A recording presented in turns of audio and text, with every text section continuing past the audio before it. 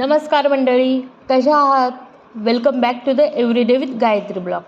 आजचा ब्लॉग खूप खास आहे, कारण आज आम्ही फक्त फिरायला नाही गेलो, तर डॅडींच्या आठवणीमध्ये पण फिरून आलो. आज संडे, संध्याकाळचे 7 वाजले. खरं सांगायचं तर बाहेर जायचा काही प्लॅन नव्हता, पण काय घरात बसून बोर झालो, म्हणून म्हटलं चला थोडं फिरून येऊया. निघालो खरं, पण संध्याकाळची ब्रिजवरची गर्दी, बापरे, नको नको वाटतं. पण अजून डिसाईड केलं नव्हतं की कुठं जायचं. तेवढं डॅडी म्हणाले, चला तुला एका खास ठिकाणी घेऊन जातो. आणि बस आम्ही निघालो. थोड्या वेळात आम्ही सरवली साईडला पोहोचलो. तेथे एंट्री केल्यावर मला एक थोडा अंदाज आला होता. डॅडींनी मला दाखवलं, जेव्हा ते कॉलेजला होते तेव्हा ते कोठे राहायचे आणि त्यांचे रूम कोठे होते.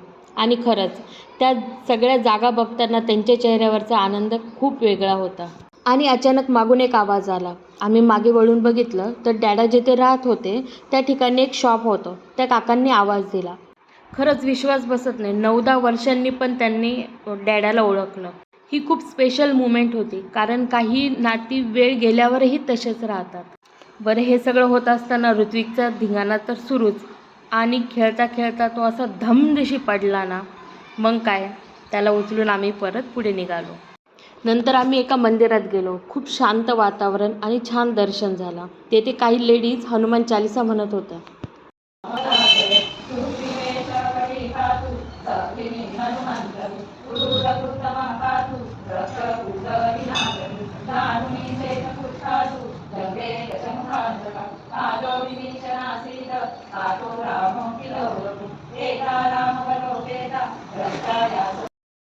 करायचे बाबा तिथून.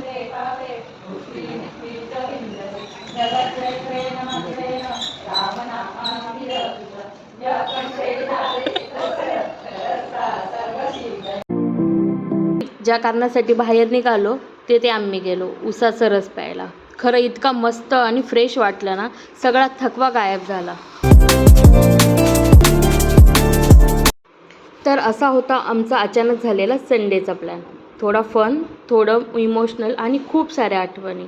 तुम्हाला हा ब्लॉग आवडला असेल तर नक्की लाईक करा, कमेंट करा आणि हो, सबस्क्राईब करायला विसरू नका. भेटूया नेक्स्ट ब्लॉगमध्ये. तोपर्यंत काळजी घ्या.